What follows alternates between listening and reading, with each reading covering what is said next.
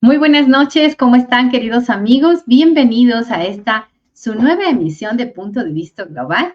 Aquí estamos desde Ecuador, 18 horas 59 minutos, y pues saludamos a toda la comunidad de los hermanos ecuatorianos que nos ven dentro de nuestro país y también a nivel internacional. Saludar a todo el área triestatal que se enlaza en esta tarde y noche para traerles la mejor información y los análisis preelectorales de lo que este domingo va a suscitarse en nuestro país. En pocos minutos tendremos ya a nuestro invitado especial, el asambleísta Byron Maldonado. Estamos esperando que pueda ingresar y les comentamos cuáles han sido las nuevas medidas gubernamentales. Se cierran fronteras en Ecuador y Perú.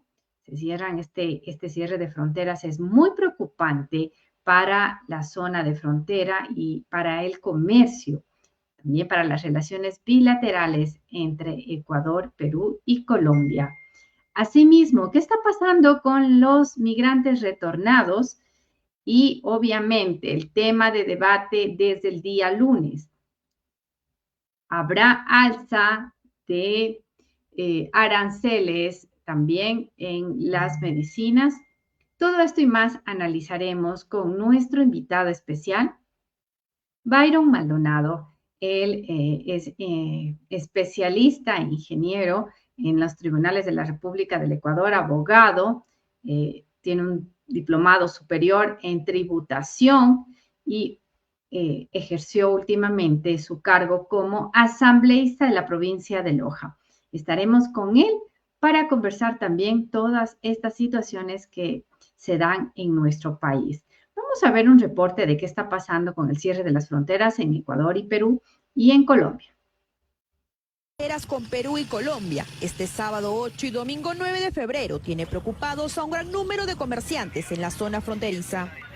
De acuerdo a lo dicho por el presidente ecuatoriano Daniel Noboa, este cierre sería solo temporal como medida de seguridad en el marco de las elecciones generales.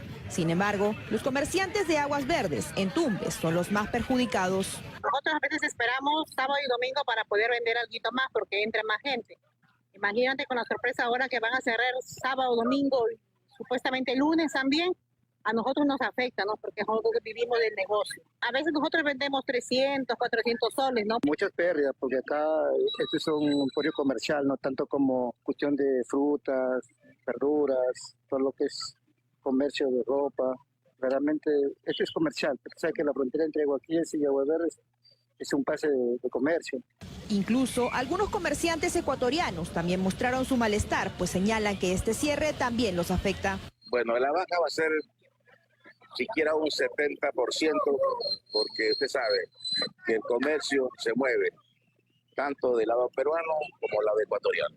Autoridades informaron que reforzarán la presencia policial y militar en la zona fronteriza durante este fin de semana.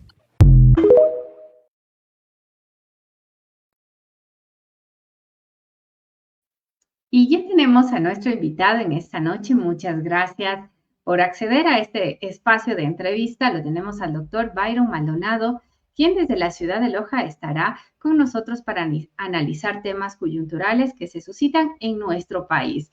Un año electoral, iniciamos el 2025 con este invitado especial.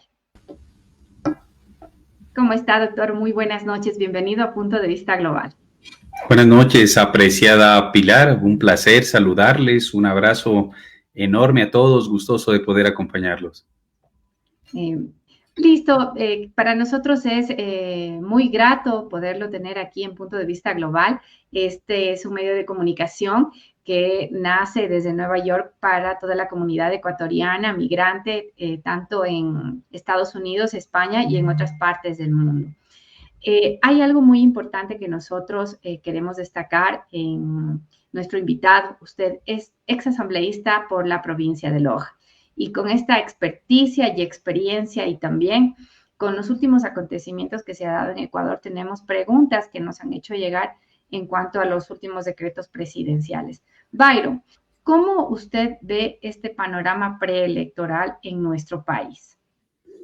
Bueno, Pilar, creo que es importante hacer una recapitulación primero de qué es lo que ha sucedido con los ecuatorianos y en el país, con nuestro sistema democrático durante las últimas décadas.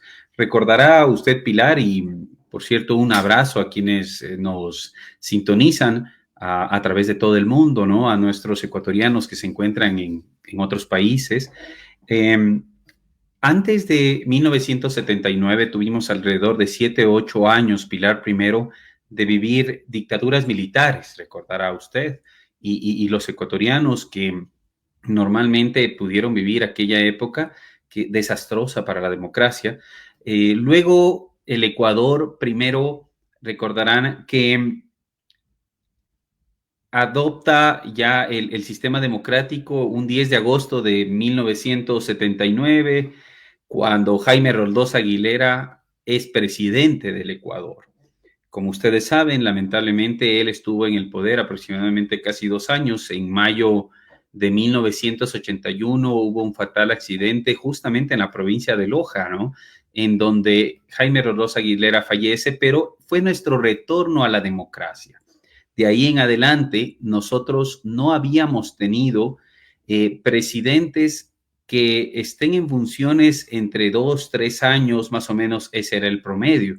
Y luego tuvimos un problema sumamente contundente desde el 97 hasta el 2007, en donde aproximadamente tuvimos 8 presidentes.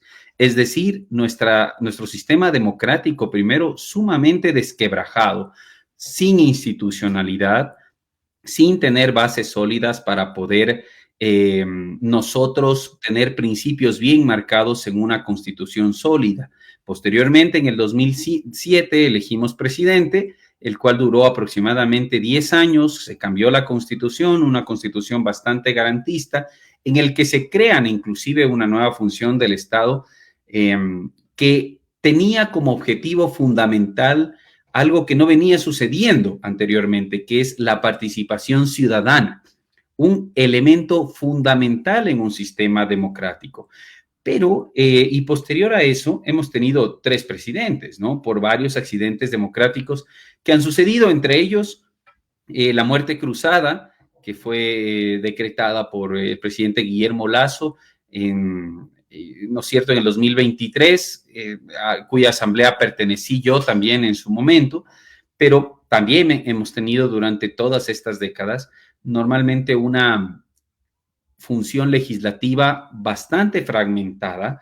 Yo creo que sin una línea clara que armonice las demás funciones del Estado, pues al ser nosotros los generadores de la legislación, que es un instrumento fundamental de las políticas públicas, Pilar, es importante recordar que esta sinergia que debe existir en las instituciones genera confianza en la gente, lo cual no sucede en la actualidad. Todo el mundo desconfía de la función judicial, todo el mundo desconfía de la función legislativa, que ha tenido una poquísima credibilidad durante los últimos años, y lo que es peor aún, nadie confía inclusive en los ejecutivos que pertenecen a los gobiernos autónomos descentralizados. Esta falta de confianza genera definitivamente, Pilar, un problema sustancial, que es el poco interés en un sistema democrático fuerte en el Ecuador, y al no tener institucionalidad como tal, se provoca algo que no debería suceder en un sistema tampoco democrático, que es la falta de institucionalidad, en donde otras funciones del Estado intervengan en las decisiones que deben tomarse de una forma totalmente independiente en el Consejo Nacional Electoral, ¿no es cierto?, en la función legislativa, la función ejecutiva normalmente, que deben ser muy independientes para que pueda funcionar la base de un sistema democrático, Pilar. Y yo creo que... Bajo lo que nos sí. acaba de mencionar, estimado doctor y ex asambleísta, todos estos antecedentes, ¿será que Ecuador está volviendo a vivir esa época otra vez democrática o estamos en una dictadura de poder? O sea, la época caótica, insisto, que nosotros pasamos antes de 1979, en donde teníamos una dictadura militar, hoy creo que el país está absolutamente decidido a retomar un sistema democrático. Basta el hecho de que estemos hoy, a días ya, el 9 de febrero tendremos elecciones y la oportunidad de utilizar una herramienta poderosa que creo que el pueblo ecuatoriano aún no entiende, de la fortaleza del voto, la fortaleza de poder elegir quiénes serán los líderes que realmente tienen un plan de gobierno e inclusive planes para efectos de la función legislativa, porque vamos a elegir también asambleístas, ¿no es cierto?, que vayan acorde a las necesidades de la gente, planes que no se crean de acuerdo a las necesidades de la gente. Y es por eso esa desconfianza. Yo no creo que vivimos en una dictadura, definitivamente no, y no comparto el criterio de que el Ecuador necesite una dictadura, por ejemplo, porque he escuchado a muchos analistas políticos que hablaban de que la situación que vive el Ecuador, dramática quizá con índices altísimos de inseguridad en primera instancia, pero otros también importantes como desempleo, subempleo, que también preocupan y que normalmente eran los problemas que décadas atrás desencadenaban temas de corrupción.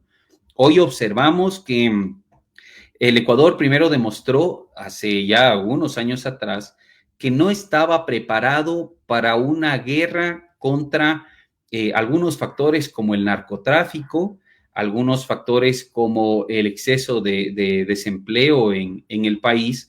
No estuvimos preparados para ello. ¿Y por qué? Porque definitivamente no se equilibraban temas económicos, que es el principal factor. Segundo, no se daba la importancia de prevenir delitos. Las normas se crean normalmente para simplemente poder condenar o poder ejercer una pena en contra de X acción y tipificarla como delito. Mire usted, Pilar, voy a poner un ejemplo. Los jueces penales, llegado un momento, estaban desesperados porque las causas más grandes que tenían eran por delitos o contravenciones de tránsito, por ejemplo. Aspectos que podían ser despachados por simplemente por un tema netamente administrativo y no ir a instancias que son tan engorrosas en procesos judiciales. Pese a eso, creo yo que debemos mantener y el defender sistemas democráticos en donde realmente se respete la Constitución y los derechos consagrados en aquella. Y para eso cumple un papel fundamental las decisiones y resoluciones de la Corte Constitucional del Ecuador como máximo organismo judicial que existe en el país y como aquel entidad que tiene como objetivo fundamental velar porque ninguno de los derechos constitucionales sean inobservados y violentados. Querido Byron, y bueno, le digo Byron así por la amistad que tenemos y la cercanía, y me hacen una pregunta internamente. Usted como asambleísta, si representando una zona cafetalera, ¿cuáles fueron las leyes que propuso o trabajaron a favor de los agricultores y de la gente que está justo en zona de frontera y que le toca producir, vender y expandir sus productos cafetaleros, tanto a nivel de la zona 7 y todo a nivel del Ecuador e internacional? Creo que tenemos una proyección de ser productores realmente de un café de muchísima calidad, pero también hablo de cantidad. Normalmente hemos estado acostumbrados, por ejemplo, en Loja, a que se realicen concursos de taza dorada, de taza de excelencia, en donde hemos llegado a vender, por ejemplo, un quintal de café en aproximadamente $10,000, que es una cifra extraordinariamente interesante, y ya el café de Loja se promociona y se cotiza a nivel de muchos lugares del mundo. Hay que entender varios temas. Loja tiene 16 cantones. De los 16 cantones, prácticamente todos, 15 producen café. De las 24 provincias del Ecuador, 23 producen café. Solo Tungurahua no producía café. Ahora me parece que ya están con algunas experiencias en los sembríos de café. Y propuse, por ende, sobre la base de estas estadísticas, la denominada Ley del Café, Pilar, que tenía por objetivo algo que hoy hubiese ayudado muchísimo a uno de los cantones que sufrió uno de los incendios forestales más grandes que hemos tenido en el país, en donde miles de hectáreas terminaron siendo devastadas por los incendios, como es el cantón Quilanga, en donde se produce uno de los cafés más deliciosos que existen en el Ecuador. Y esta ley promovía, por ejemplo, la obligación de que el Estado proporcione capacitación proporcione préstamos y créditos a muy bajo interés, y también de continuo seguimiento a las plantaciones como tema de asesoría por parte del Ministerio de Agricultura y Ganadería. Pero adicional a esto, contemplaba que todos los agricultores puedan acceder conjuntamente con un crédito a un seguro, Pilar. Si eso hubiese sucedido, y le cuento que fue una ley, un proyecto de ley que está en segundo debate, ya en la Comisión de Soberanía Alimentaria, y que, ojo, quizá alguien que realmente quiera a Loja y al Ecuador retome proyectos como estos que se desarrollaron sobre la base de data, de estadística, de números y de estudios, reflejando lo que realmente nuestros agricultores necesitan. Esa famosa mirada al campo que hoy los políticos lo ofrecen continuamente, pero ese era un proyecto ideal. Entre ellos también contemplaba el hecho de que ya el país pueda producir, por ejemplo, hidrógeno y este nitrógeno reemplace a lo que nosotros conocemos como urea. La urea es un producto que necesitan nuestros agricultores, pero que necesita ser subsidiado por el Ecuador y que en muchos de los casos tenemos que importarlo de una manera bastante costosa y la entrega se limita a los agricultores. Entonces, una forma de aquello era que el Ecuador, a través de una alianza público-privada, genere este químico que al final es atractivo y amigable para la naturaleza, sobre la base de respeto de los objetivos de desarrollo sostenible, que normalmente están sobre la norma y nadie los considera en las normas. Mire usted que logramos que por unanimidad, y digo logramos, en realidad yo logré que por unanimidad se apruebe una resolución en donde todas las normas en el Ecuador contengan como base principal de su argumento los objetivos de desarrollo sostenible. Y ojalá los asambleístas que hoy están siendo parte de esta asamblea o los que llegarán retomen proyectos como estos que realmente van a beneficiar a nuestros agricultores. La ley del café, por ejemplo, ¿no? Como un asambleísta joven, ex asambleísta joven y bueno, pues político formado, sabemos que la formación es muy idónea para llegar a una asamblea. En este panorama político, en este tablero electoral nuevo que lo estamos viviendo los ecuatorianos de norte a sur, ¿cómo usted mira estos candidatos o cómo ha analizado todas estas listas de candidatos a la asamblea, considerando que cada provincia tiene sus caciques políticos? Es necesario, yo decía y escribía en X hace unos días, que una reforma integral al Código de la Democracia se hace necesaria. Alguna vez yo tenía inclusive la idea loca, Pilar, de decir, bueno, las autoridades deben intercalarse, entonces si estamos hablando de equidad y de igualdad de género. Es decir, si hoy están siendo parte de la asamblea o de la prefectura un hombre, el siguiente periodo deberá por obligación ser una mujer. Entonces era algo bastante fuerte que, claro, muchos políticos que intentan siempre perennizarse en el poder iban a darle el grito al cielo, ¿no?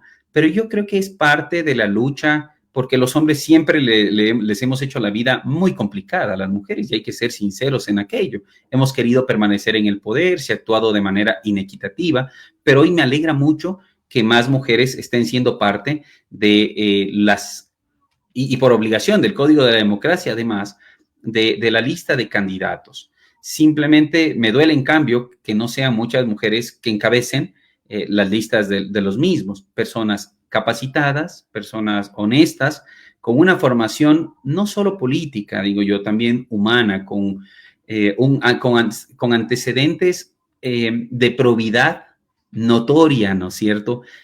Con usted para ser juez, Pilar, por ejemplo, en el Ecuador, necesita como requisito temas como de probidad.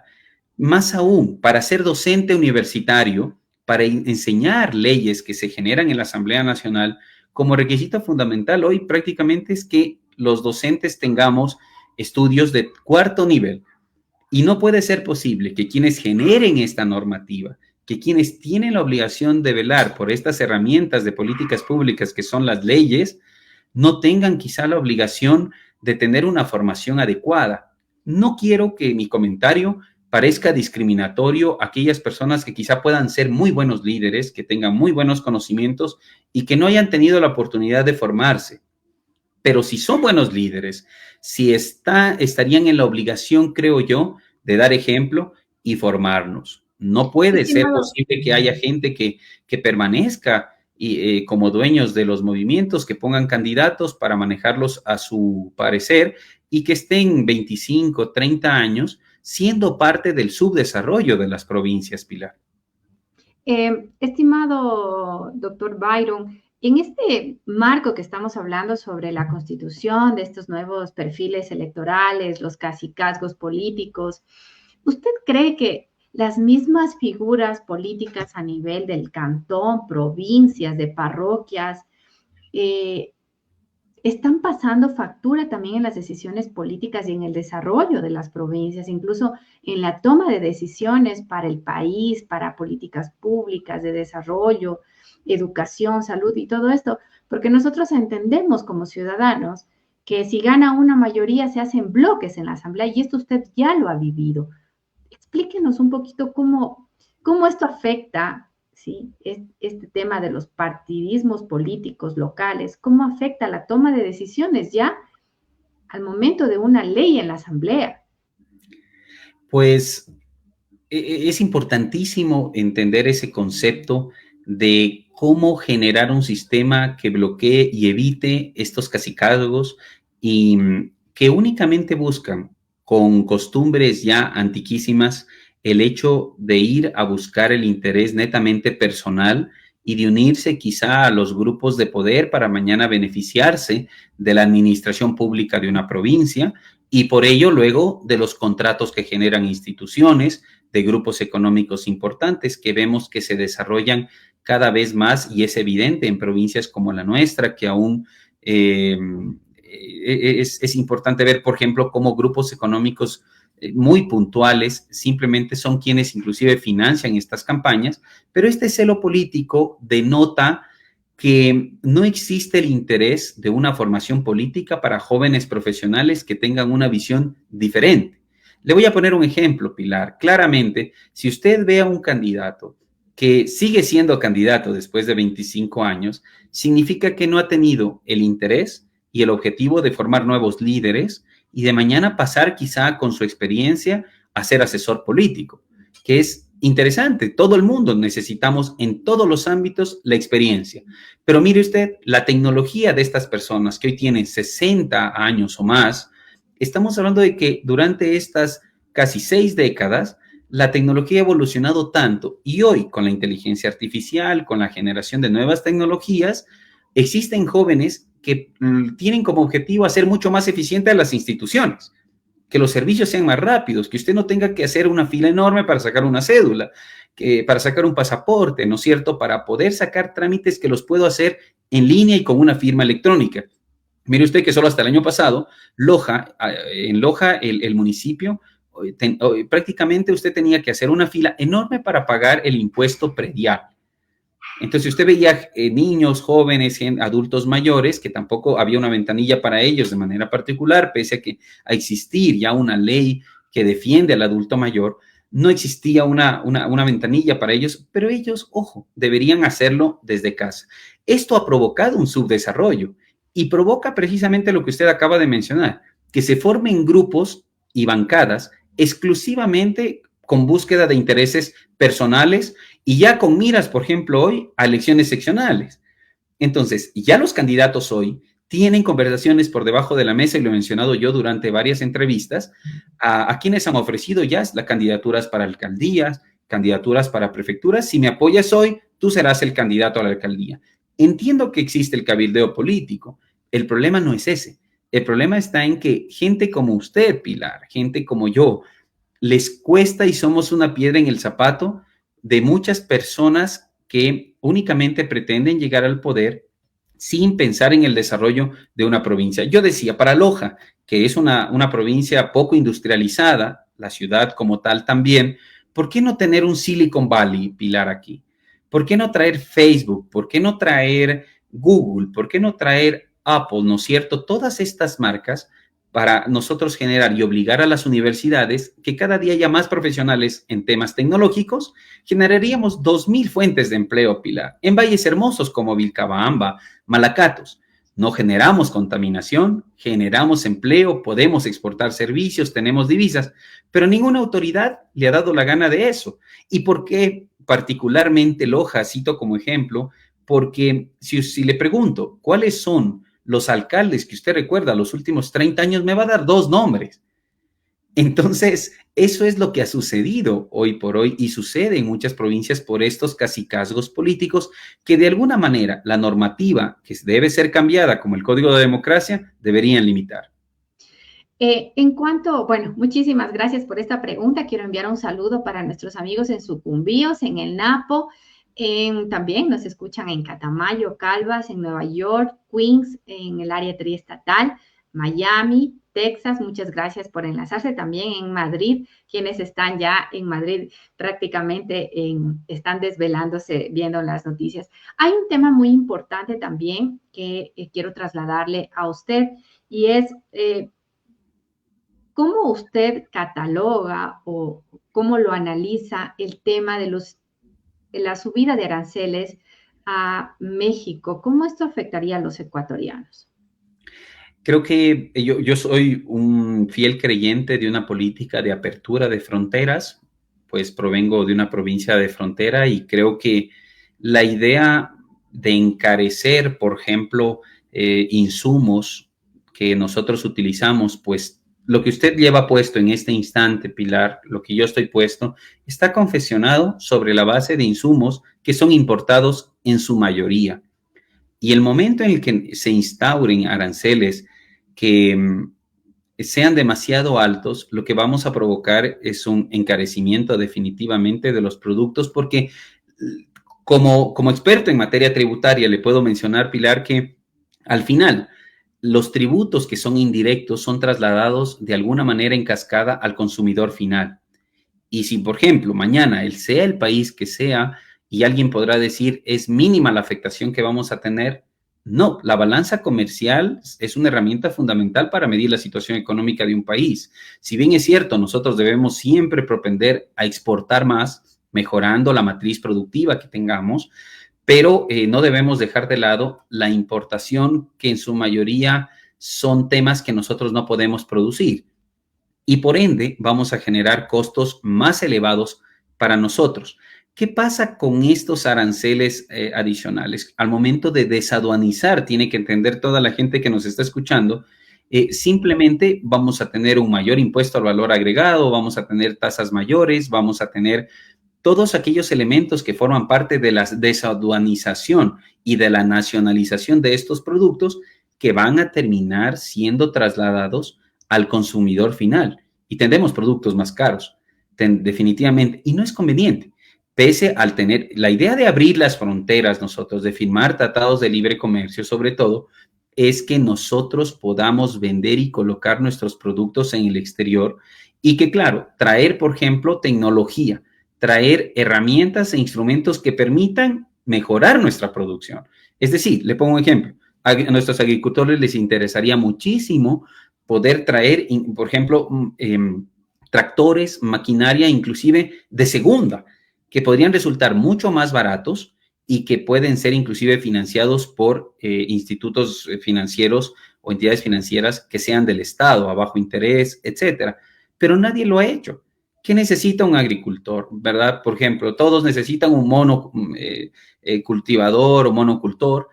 Y si bien no es cierto, yo no soy experto en materia agropecuaria, pero eso es lo que nos dicen los agricultores cada vez que visitamos a la provincia. Necesitamos intereses bajos para poder comprar maquinaria y poder producir más. Entonces, usted ve que en Cayambe se producen flores que pueden llegar a Estados Unidos. Hagamos que la producción de ellos sea mucho más barata y nuestro producto llegue con menor precio. Hoy mismo, nuestro café, al ser de altísima calidad, Pilar, tenemos un problema enorme.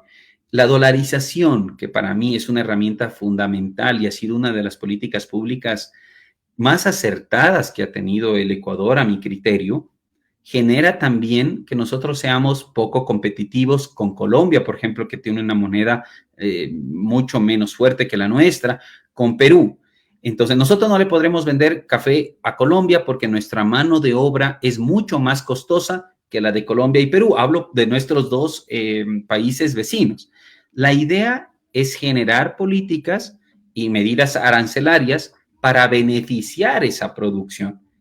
Entonces, mañana ya no solo vender olivo, ¿no es cierto? Por ejemplo, al exterior, no solo vender cacao, sino que nosotros produzcamos chocolate, que nosotros produzcamos aceite de oliva, y no lo hacemos. Que nosotros produzcamos papillas y compotas de banano para todo el mundo, para los bebés, para aquellos niños recién nacidos. Entonces, ¿qué seguimos vendiendo nosotros, Pilar? Banano. Y somos el número 1 en exportar banano. Ya dejemos de exportar banano y ¿por qué no les vendemos mejor compotas de banano? Es más, vendemos petróleo y nos devuelven gasolina. Repito, vendemos cacao. Este cierre de fronteras, querido doctor, afecta más a la economía de quienes estamos cerca a Perú y a Colombia, porque entendemos que nuestros productores o el comercio informal que existe, algunos dicen que hay mucho tráfico ilegal, pero realmente es un comercio bilateral que existe entre Ecuador y Perú, entre Ecuador y Colombia. Este cierre de fronteras, ¿cómo afecta a la economía de estas ciudades, o al menos de nuestra provincia en sí, de las provincias que están en la zona de frontera, que no tienen industrias? Tenemos que entender que normalmente las personas migran, por ejemplo, del campo a la ciudad por oportunidades mayores, de un país quizá no tan desarrollado económicamente a un país más desarrollado por oportunidades mayores. La idea es generar una cultura que estas divisas realmente vengan a generar acá más empleo. Llegado un momento, recordará la oleada que tuvimos migratoria entre el 95 hasta el año 97, 99, sumamente importante en el país. Yo creo que todos los ecuatorianos teníamos un familiar en el exterior, pero eso ayudó a sostener muchísimo la economía en nuestro país. Sin embargo, no existían políticas gubernamentales adecuadas para que ese dinero sea invertido en temas que generen empleo en el Ecuador.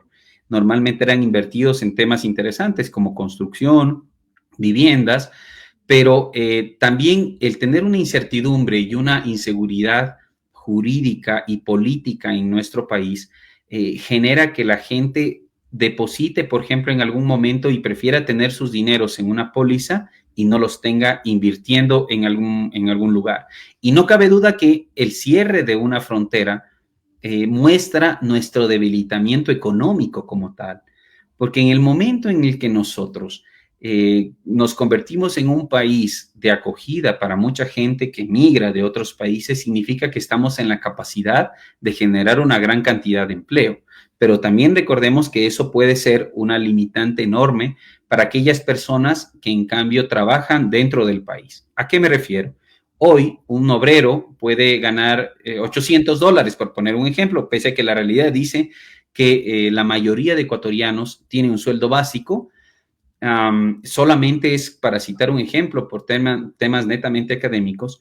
Si mañana llega una persona informal a nuestro país, existe la contratación por ende informal y el subempleo, donde a alguien se le pretenda pagar, poner un ejemplo, $400, pese a ser inferior a la remuneración mensual unificada. Entonces alguien dice, bueno, con 800 puedo contratar 2 obreros y no contrato a la persona propia del país, teniendo la obligación de ganar $800, que aparte tengo la obligación de afiliarlo al Instituto Ecuatoriano de Seguridad Social. Y los derechos y los beneficios, ¿no? Correcto, sumado a eso, todos los beneficios sociales que establece nuestro Código de Trabajo.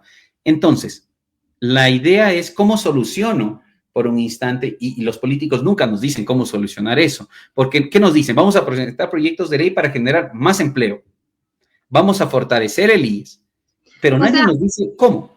Querido Byron, en este punto yo le hago una pregunta.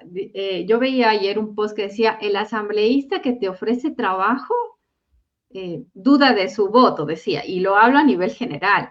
Usted ya fue asambleísta, ejerció en la asamblea una representación provincial. ¿Los asambleístas generan empleo? Directamente, definitivamente no. Sí, es más, existen prohibiciones claras para aquellos asambleístas. La ley de la función legislativa establece claramente las prohibiciones para las y los asambleístas. No poder desempeñar, entre algunas, otra función pública o privada, ofrecer, tramitar o recibir recursos del presupuesto general del Estado, lo que antes conocíamos, Pilar, usted recordará, con el nombre de partidas extra presupuestarias, en donde se conocía que algunos diputados, llamados en su momento parte del Congreso Nacional, negociaban estas partidas extra presupuestarias. Entonces, conseguían partidas presupuestarias para Loja, pero ya sabían quién era el contratista. Pero no hay una ley, un organismo, un ente que controle todos esos ofrecimientos que se hacen públicamente, que se hacen en redes sociales, que se hacen en radios, en televisión, y que ese a nivel general, o sea, vemos un candidato a la asamblea que ofrece trabajo. Es demagogia. Así lo conocemos, y el término adecuado es demagogia y populismo.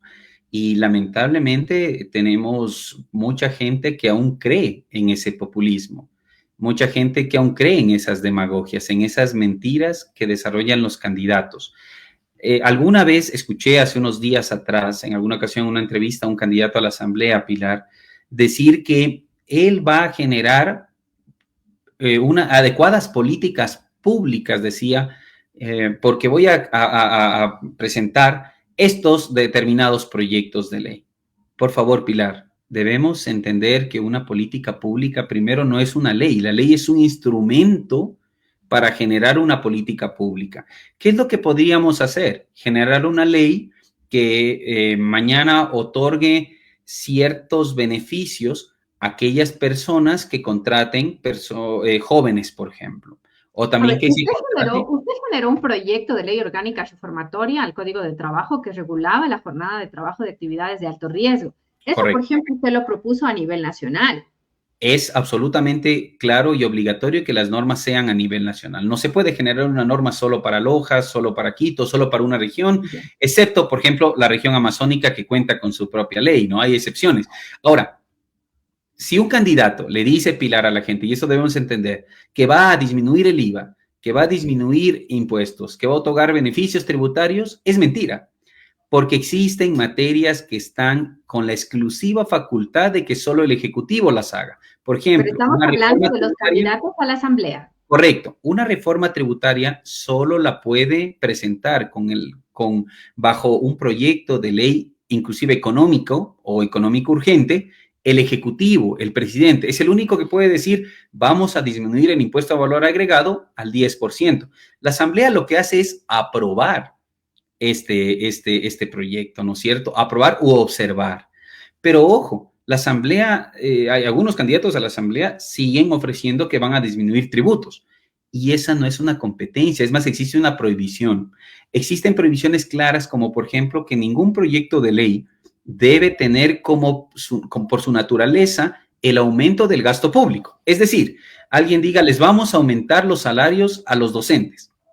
Esa es una falacia, es una mentira absoluta y no podemos creer en eso, no se debería creer en eso. Insisto. ¿Algún organismo que regule todos estos ofrecimientos? Primero, dentro de la Asamblea existe una unidad de técnica legislativa y el denominado CAL primero, ¿no es cierto?, que se encarga de filtrar aquellos proyectos que van en contra de la normativa constitucional. Pero es el Consejo Nacional Electoral el que primero debería llamarle la atención definitivamente a un candidato como función de control electoral y, ¿no es cierto?, de los candidatos. Mañana que alguien esté ofreciendo, como usted dice, empleo, que esté ofreciendo obra pública. Alguien dirá, a través de una norma yo puedo generar o puedo obligar a que las empresas, como le ponía como ejemplo hace un instante, contraten personas entre 25 y 30 años.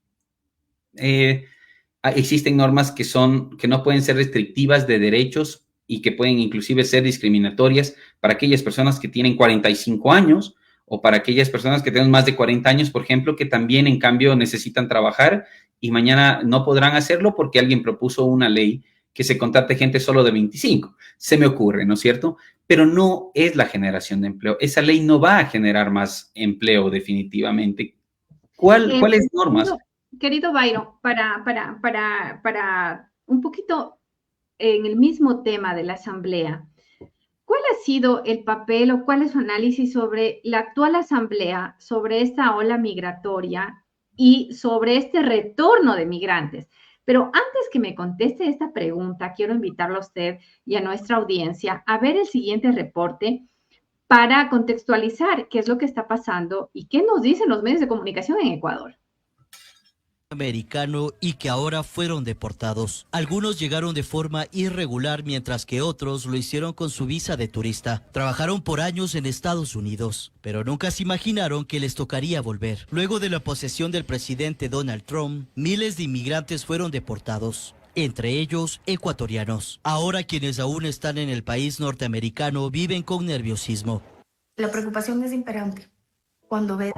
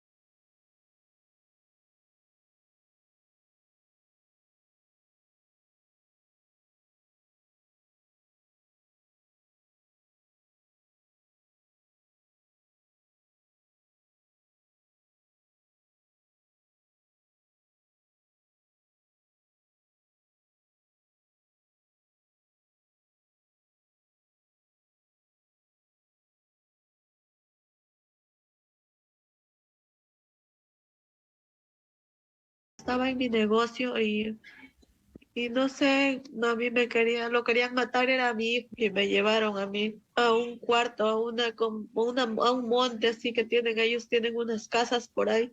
No sé ni en qué lugar era porque me metieron en una camioneta y me llevaron así agachada, me taparon la cabeza y cuando me soltaron me encontraron vuelta era por vía Loreto. Decidió migrar, vendió su negocio, su casa y pidió un préstamo en el banco para viajar con sus 2 hijos de 11 y 19 años. Por todos les cobraron $35,000. Viajaron vía aérea hasta El Salvador, luego fueron vía terrestre y fluvial, pero fueron detenidos por migración el 15 de enero luego de cruzar el río Bravo. Ahí le quitaron a su hijo de 19 años y hasta ahora no sabe nada de su paradero. Muy difícil, mejor que ni lo hagan, no lo intenten porque es muy difícil, muy amargo a la vida pasar allá, le rompen a uno todo, le acaban todo. Peor de todo es que a uno le abren la familia de uno, le quitan así, no les importa.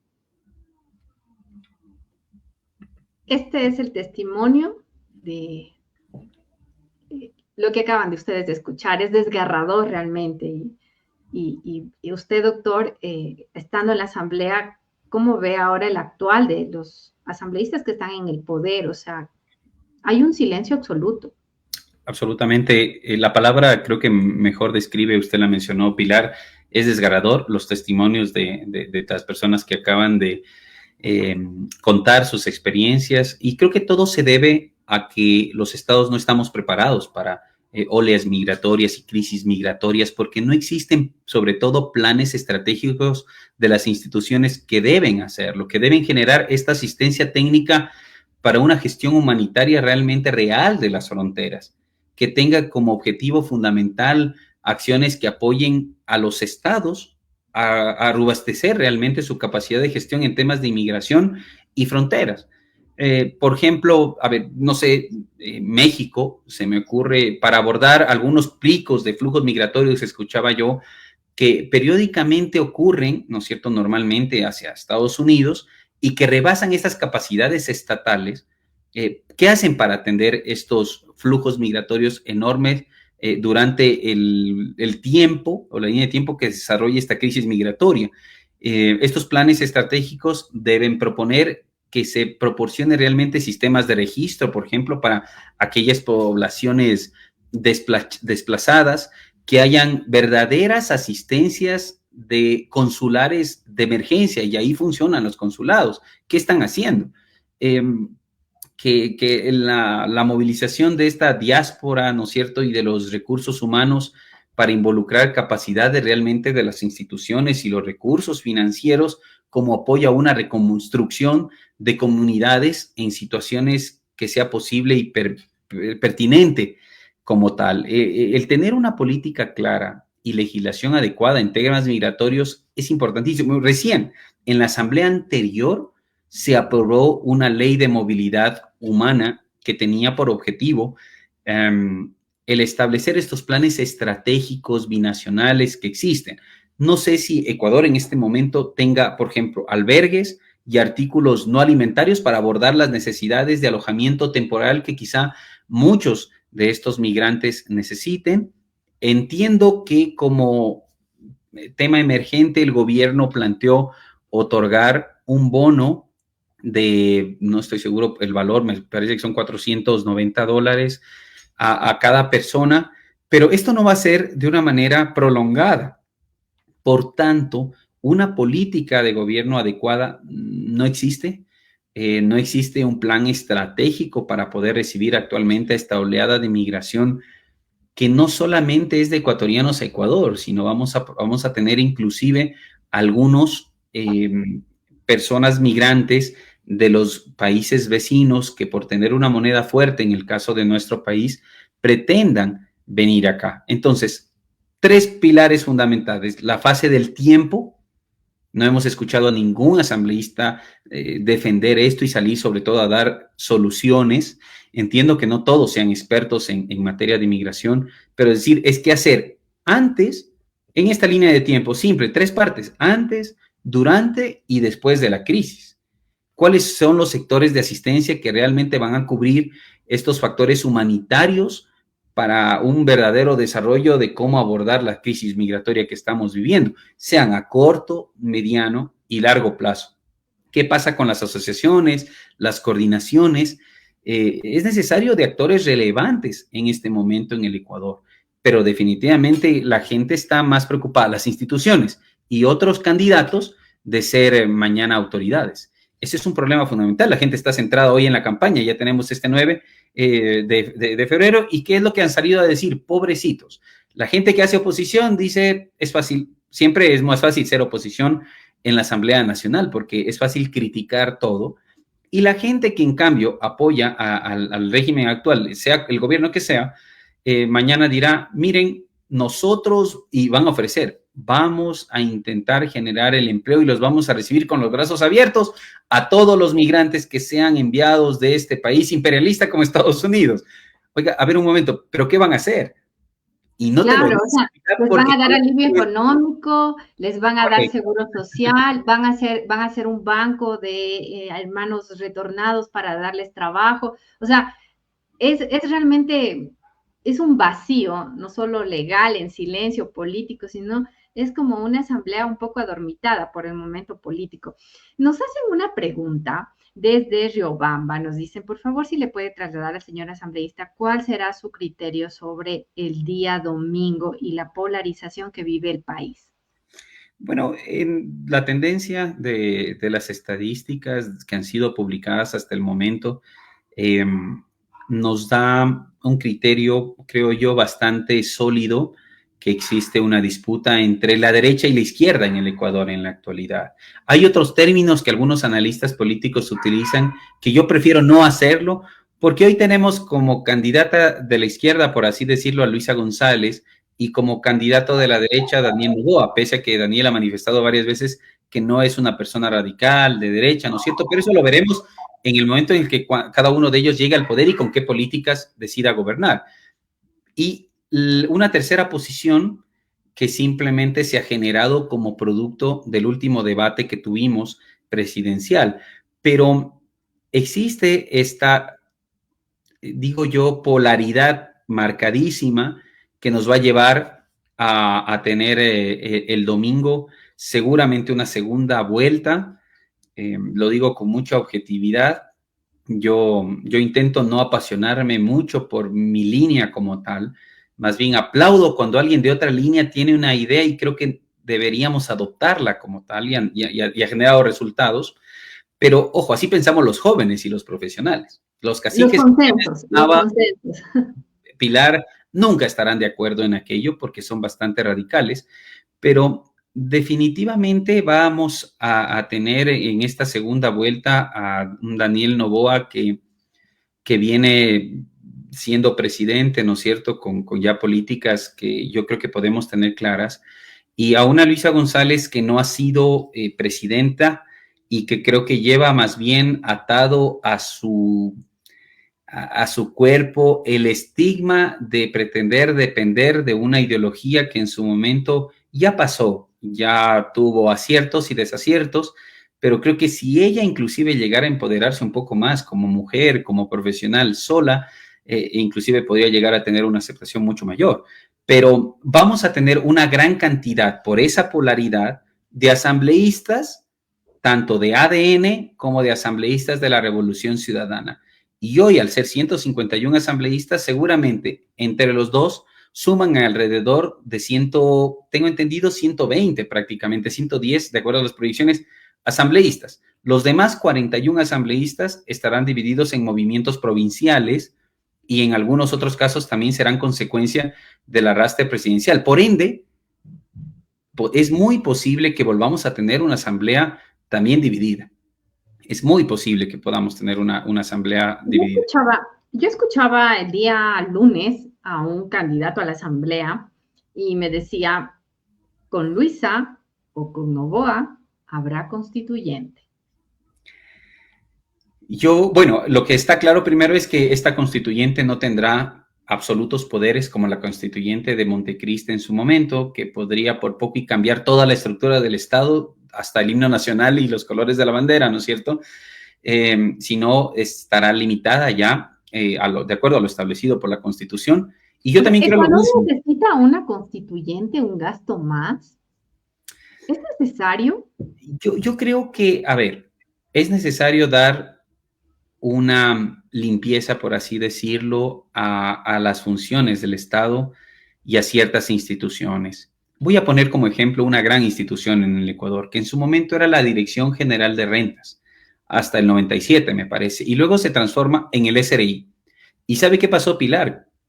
Cambiaron absolutamente a todos los funcionarios y vinieron y dieron la oportunidad con tecnología de que se contrate a profesionales jóvenes con una visión diferente, transparente, sin estar manchados con un pasado oscuro, ¿no es cierto? Sin mañas, por hablar de una manera bastante francesa, por así decirlo, pero, y creo que mejoró.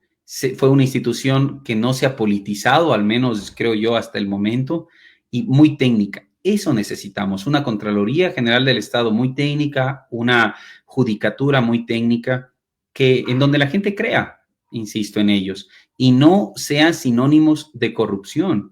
No sea sinónimos de corrupción. Mire, tenemos más de 5,000 cuerpos normativos en el Ecuador, Pilar. Y mientras más, le comento que un indicador de corrupción de un país es que mientras más normas tenga un Estado, significa que existe altísimos índices de corrupción porque tengo que normar inclusive el uso de instalaciones de bienes públicos. O sea, por poco y tiene que haber una ley para que la gente no se lleve el papel higiénico de los baños.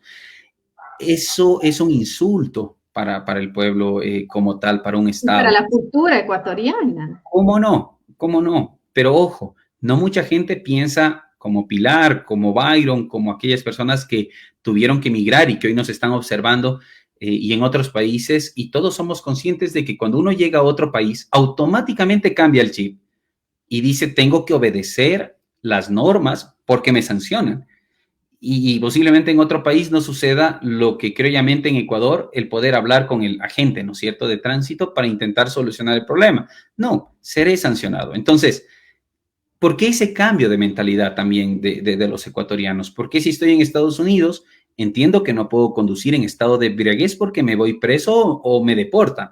Es un delito. En Ecuador también es un delito, pero lo hacemos. Pero Entonces, es una cultura de los fines de semana.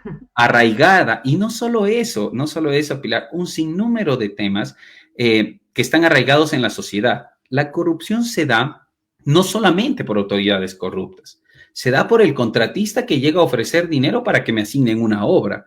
Y el contratista es parte de la ciudadanía, es parte del pueblo ecuatoriano, Pilar. Entonces, está impregnada la corrupción en ambos lugares. Jairo, estos contratistas son los que financian estas campañas multimillonarias, ¿no? De los que... Absolutamente.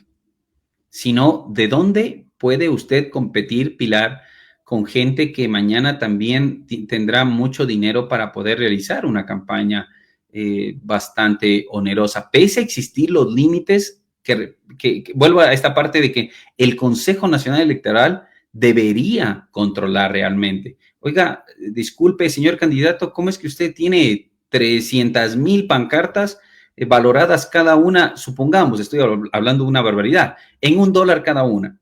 Son $300,000 que usted tiene cuando su límite de campaña son 40,000.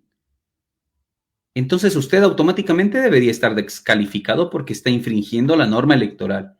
Y cuando el Consejo Nacional Electoral empieza a hacer su trabajo, yo digo de una manera muy adecuada, fina, detallista, usted va a evitar que exista precisamente esta proliferación de candidatos demagogos, populistas, y que encanten a la gente por entregar dádivas, por entregar regalos, por entregar en Navidad, por ejemplo, fundas de caramelo en exceso a todo el mundo. Hay gente que entrega, y me enteré recién, algunos candidatos entregando azúcar, arroz, productos de primera necesidad. Camisetas, Entonces, cocinas de inducción después de unos apagones prolongados. A no ver, es correcto. yo lo que quiero recapitular un poco toda esta entrevista y que para mí ha sido súper gustosa escucharlo, leer los comentarios, los mensajes de las personas que se conectan. Ahí está la barra lojana de Byron, pero también hay muchas preguntas y también mensajes internos de nuestra audiencia. Y es en este sentido, ¿Ecuador necesita una independencia de poderes? Definitivamente, Pilar. Es fundamental en un sistema democrático que cada función del Estado que trabajen de manera armónica indudablemente es necesario, pero que sepa que ninguna función del Estado puede entrometerse en las decisiones de otra.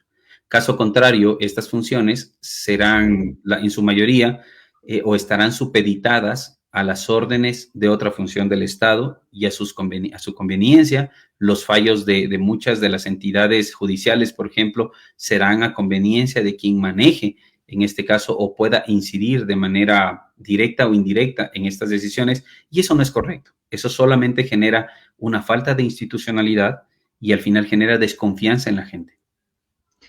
Un mensaje para la comunidad migrante, para aquellos que se han ido a España, a Nueva York, que están en diferentes partes del mundo y que obviamente viven también esa tensión que estamos viviéndola internamente previo a las elecciones. Bueno, yo primero enviarles un saludo. Yo soy parte de una familia que en su momento mi madre tuvo que emigrar por situaciones económicas del país también.